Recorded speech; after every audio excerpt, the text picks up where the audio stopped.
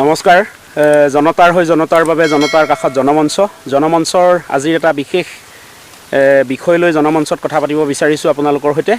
এই বিষয়টো হ'ল দেখিছে যে এই চাহ গছৰ কলম হৈ আছে, ইতিমধ্যে চফা কৰি আছে। এই কলমৰ ওপৰত বিশেষভাৱে আমাৰ অসমৰ ক্ষুদ্ৰ চাহ খেতিয়কসকলে অতি গুৰুত্ব দিব লাগে বুলি ভাবোঁ। ইতিমধ্যে বহু ক্ষুদ্ৰ চাহ খেতিয়কে কলম কৰি গৈছে, এতিয়া ডিচেম্বৰৰ শেষ হৈছেহি। গতিকে অলৰেডি LP DS এইখিনি অলৰেডি কটা হৈ গৈছে। এতিয়া জানুৱাৰী 15 দিনৰ আগত MS কাটি 15 দিনৰ পিছত অৰ্থাৎ মাঘৰ বিহু খোৱাৰ পিছতে আৰু যিটো ওপৰ পাত কটা কলমটো কৰিব লাগে সেইখিনি কৰা হ'ব।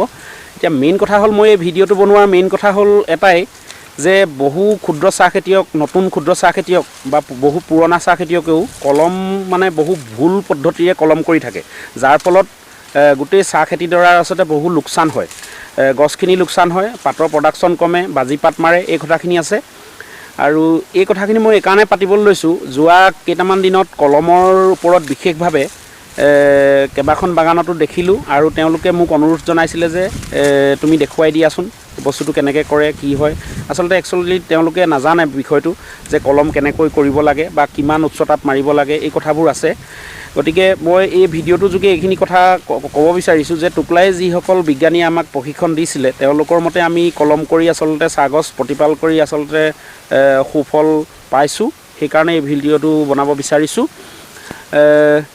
কলমৰ ভাগবিলাকৰ বিষয়ে মই সবিশেষ নকওঁ, কিন্তু LP, আনপোন, DS, MS, LP, আনপোন, DS, MS অৰ্থাৎ এই 4 বছৰীয়া কলম চক্ৰ বা 3 বছৰীয়া কলম চক্ৰ। 3 বছৰীয়া কলম চক্ৰ কৰিবলৈ হ'লে গছৰ বয়স 15 বছৰৰ পিছত 4 বছৰীয়া কলম চক্ৰ কৰিব লাগে, আৰু গছৰ বয়স 15 বছৰৰ আগত হ'লে 3 বছৰীয়া কলম চক্ৰ কৰি থাকিব লাগে। 3 বছৰীয়া কলম চক্ৰটো হ'ল LP, আনপোন, DS, LP, আনপোন, DS বা MS। DSটো মাৰিলে বেছি ভাল হয়, পাতৰ কোৱালিটি ভাল হয়। গতিকে LP, আনপোন, DS, LP, আনপোন, DS এনেকৈ কৰি 3 বছৰীয়া কলম চক্ৰ গছৰ 15 বছৰ বয়সলৈকে কৰিব লাগে। তাৰপিছত যেতিয়া গছৰ বয়স 15 বছৰৰ অধিক হ'ব, তেতিয়া 4 বছৰীয়া কলম চক্ৰ কৰিব লাগে। LP, আনপোন, DS, MS, LP, আনপোন, DS, MS, তাৰমানে 4 বছৰ মূৰে মূৰে LP পৰিব। LP এই 4 বছৰীয়া 3 বছৰীয়া কলম চক্ৰ কৰাৰ মূল কাৰণটো হ'ল 15 বছৰ বয়সলৈকে যিমানখিনি আচলতে তলৰ পৰা ডাল ওলাই আহিব লাগে সিমানখিনি ওলাই শেষ হৈ যায় গছৰ, চাহ গছৰ। গতিকে 3 বছৰীয়া কলম চক্ৰটো 15 বছৰত শেষ কৰি, গছৰ বয়স 15 বছৰত শেষ কৰি 15 বছৰৰ পিছৰ বয়সত বেছি বুঢ়া গছত তাৰমানে 4 বছৰীয়া কলম চক্ৰ কৰিব লাগে। এতিয়া LPটো কেতিয়া কৰিব? LPটো প্ৰথম পুলি ৰোৱাৰ পিছত 2 বছৰৰ পিছত LP কৰিব লাগে 14 ইঞ্চি বা 16 ইঞ্চি। বিশেষকৈ 14 ইঞ্চিত কৰিলে, জাত অনুযায়ী 14 ইঞ্চিত কৰিলে বেছি সুফল পোৱা যায়। আৰু 3 বছৰীয়া কলম চক্ৰ কৰি 3 বছৰৰ পিছত সেই 2 বছৰীয়া গছত যিটো LP কৰিছিলে তাতকৈ 2 ইঞ্চি ওপৰত কৰিব লাগে। 2 ইঞ্চি ওপৰত কৰি কৰি তেনেকৈ কলম চক্ৰটো নি থাকিব লাগে ওপৰত। 3 বছৰৰ মূৰে মূৰে 2 ইঞ্চি ওপৰলৈ LPটো উঠি উঠি আহি থাকিব। গতিকে এইখিনি যদি সঠিকমতে কৰা নাযায় তেনেহ'লে কিন্তু আমি গছখিনি গাঁঠি হয়, পাত বাজি হয়, আকৌ পাত ছিঙা কথাটো আছে। পাত ছিঙা কথাটো এতিয়া বিশেষভাৱে নকওঁ, কিন্তু LP কৰা গছত সদায় 5টা পাতৰ ওপৰতহে আমি টিপিং কৰিব লাগে। আৰু DSটো ক'ত কৰিব? LP, আনপোন, DS।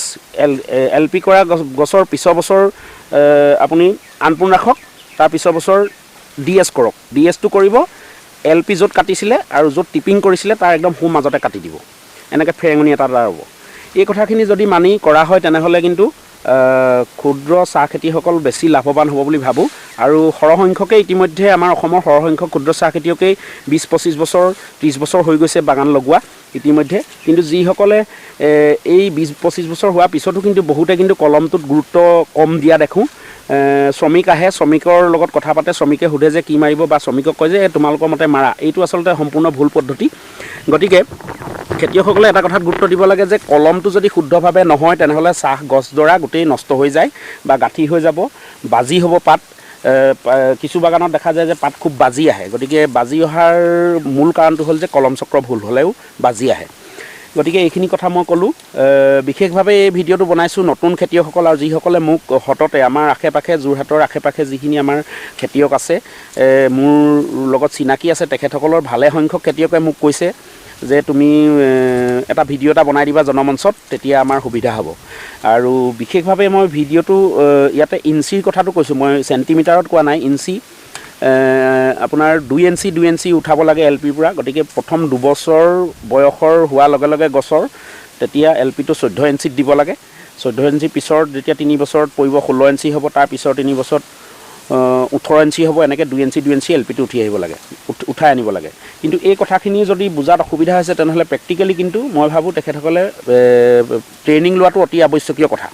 ট্ৰেইনিংটো আমাৰ টুকলাই চাহ গৱেষণা কেন্দ্ৰ বা ক্ষুদ্ৰ চাহ খেতিয়কৰ পৰামৰ্শ কোষ আছে এগ্ৰিকালচাৰ ইউনিভাৰ্চিটি, তেখেতসকলৰ যোগেদিও আমি ট্ৰেইনিং লৈ থাকোঁ বা ট্ৰেইনিঙৰ দিয়া ব্যৱস্থা আছে। আঞ্চলিক সমিতিবিলাকে বা ডিষ্ট্ৰিক্ট সমিতিয়ে ট্ৰেইনিঙৰ ব্যৱস্থা কৰে। গতিকে মই ভাবোঁ ক্ষুদ্ৰ চাহ খেতিয়কসকলে যিসকলে এই কলমৰ ওপৰত গুৰুত্বটো কম দিছে, এইটো বৰ বেয়া কথা হৈছে। গতিকে কলমৰ ওপৰত গুৰুত্বটো দিয়ক, দিলেহে আচলতে উৎপাদন বেছিকৈ পোৱা হ'ব। পুনৰবাৰ সকলোলৈকে মই ধন্যবাদ জনাইছোঁ। ধন্যবাদ।